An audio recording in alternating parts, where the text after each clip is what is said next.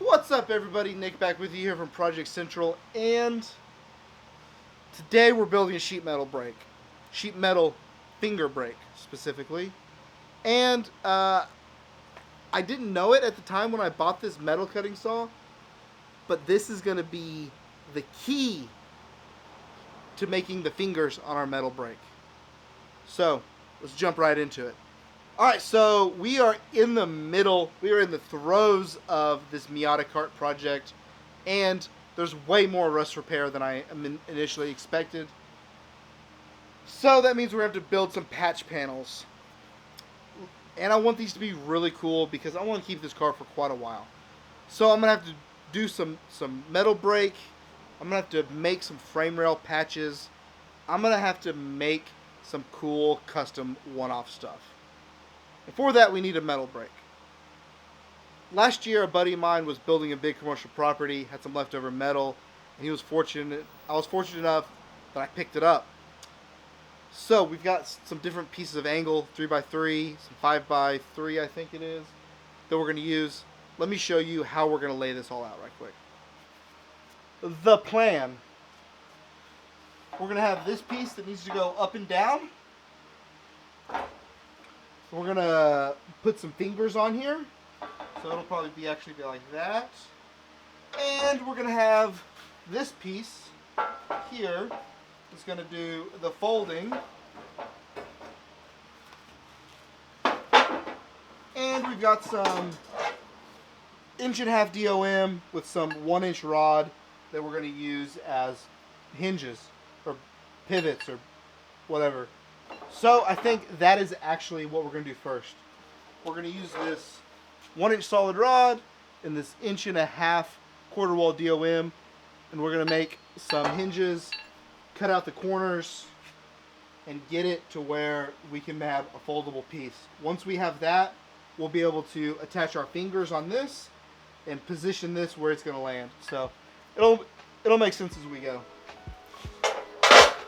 Well, it makes sense in my head at least, so we'll see.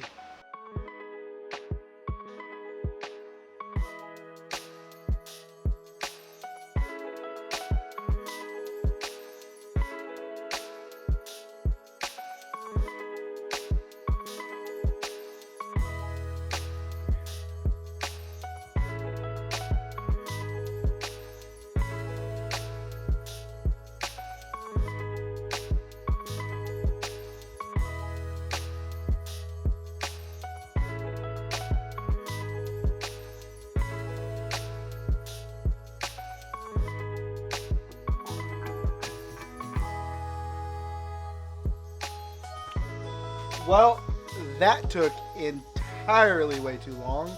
Made us some super heavy duty pivoting hinges. I've seen some of these builds that use like door hinges and stuff, but let me show you what I made. So 1.75-inch quarter wall DOM, supposed to have a 1-inch ID, but this 1-inch rod I had to finagle it quite a bit. But we'll weld this side out, and we'll make this a gigantic heavy-duty pin. And I even tapped in a greaser, so tired, it's hot. More to come tomorrow. All right, yesterday we spent way too long making these hinges. Next step is we got to get all of our rusty, crusty angle. Ugh, look at that. We got to get cleaned up. So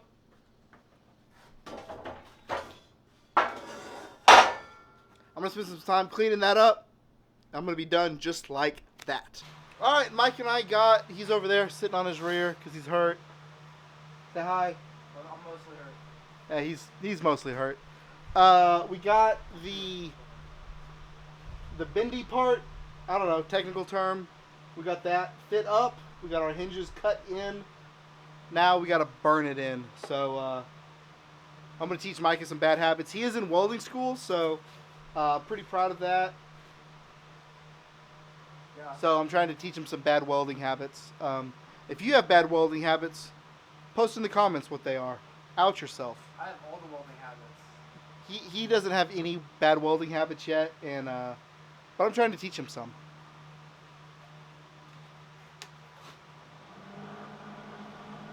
Alright, eyes, eyeballs.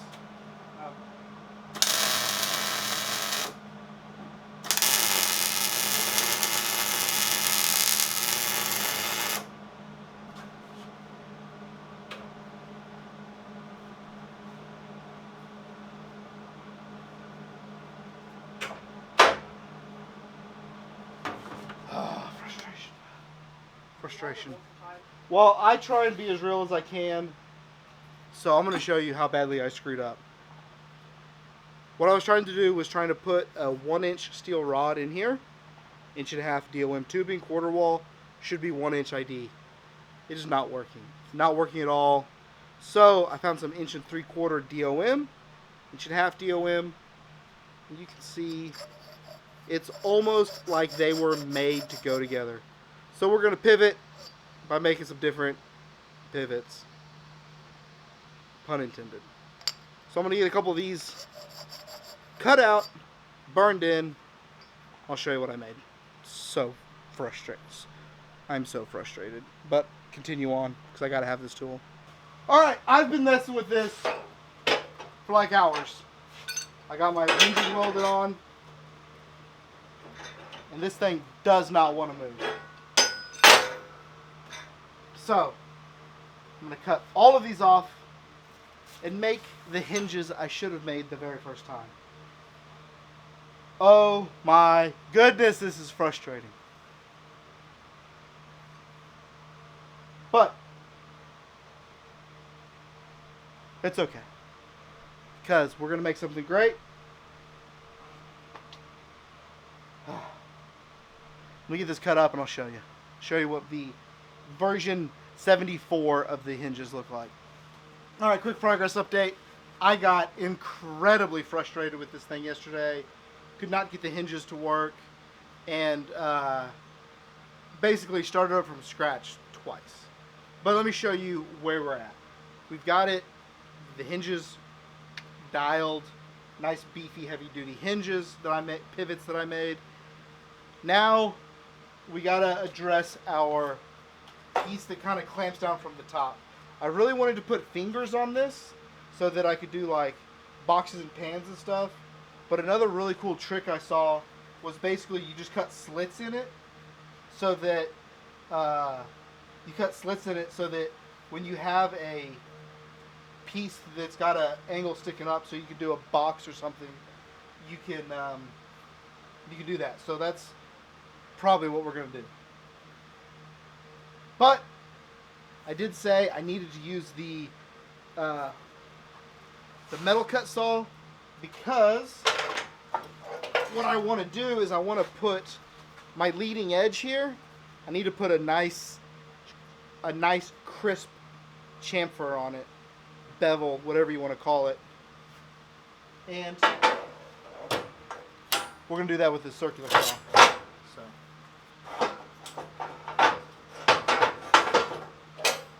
Let's get that knocked out right quick. Well, of course, just like every other part of this project that has not gone to plan, my saw, I thought it bevel cut, does not. So, I've got two options. I can either scribe a line and hand grind it and make a nice sharp bevel, but also have a chance of screwing it up, and if I get into the face of it, then basically it's going to be wonky. So I think what I'm doing is I'm just going to leave the factory edge alone against what I really want to do. I really want to try and bevel it, but I'm afraid I'm going to screw it up, and I really need this thing like next week. So even if it's not like 1,000,000% perfect, we can always go back and tweak it. So right now it's 1,000,000% good enough. Okay, so where are we at on this? It's the next day from yesterday, obviously, and got some parts and pieces made and bought. Went to the store this morning. Oh, let me go get my. Went to Ace Hardware, got me a spring. Boing. Also had these big old grade 8 3/4 inch bolts laying around, so I got some 1/2 inch plate, cut it to size, drilled a hole in it, And those, I made 2 of them. And they are going to go like this. I'm going to have to cut these bolts to length. So these are the pieces that I'm going to use to basically raise and lower this bar and tighten it, cinch everything down once I get a piece in there. So I'm going to go ahead and burn this in, top and bottom, upside down, backwards and forwards. And then we'll get it positioned on the thing. And I had an epiphany last night. We were just talking about this leading edge, right? And how you really want to have a nice bevel in it, but I was afraid I was going to screw it up. So here's what I'm going to do. I'm going to take another piece and clamp it to the outside so that I can't mess it up. I'm going to take another piece and bump it up just a little bit higher. And I'm going to come grind a bevel on it, but I'm not going to touch this front side. Seems like it should work. We'll see. Let me get this burned in right quick, and then I'll show you the results. All right, real quick before I get started, let me show you where we're at. Went ahead and got those plates. Went ahead and got those plates welded in on both sides. They still need buffed out. There's some splatter and stuff. But I'm going to go ahead and start working on grinding this bevel. What I did is I just took a piece of kind of sacrificial angle and kind of I clamped it on. I clamped it on each end, and I set it a little bit higher than the leading edge, so I'm going to be able to grind that all flat and smooth. I'm going to work on that. And I will hopefully it works, because it's been a lot of work getting to this point. I really don't want to ruin this thing. But it's kind of what the whole process is about making your own tools. So let's go. All right, we finally made it to the end of the project. And man, this one had its ups and downs. The amount of frustration I felt at the beginning of this project, towards the middle, I have not been frustrated by a fab project like this in a long time. But we adapted, we overcame. This thing rocks. I don't know what to say. I'm really glad I built this. We've got a ton to do on the Miata, like I said earlier. We've got some really cool custom stuff to do. And I bought a dimple die, which we're going to be using here pretty soon. So I'm pretty happy with how this whole thing turned out.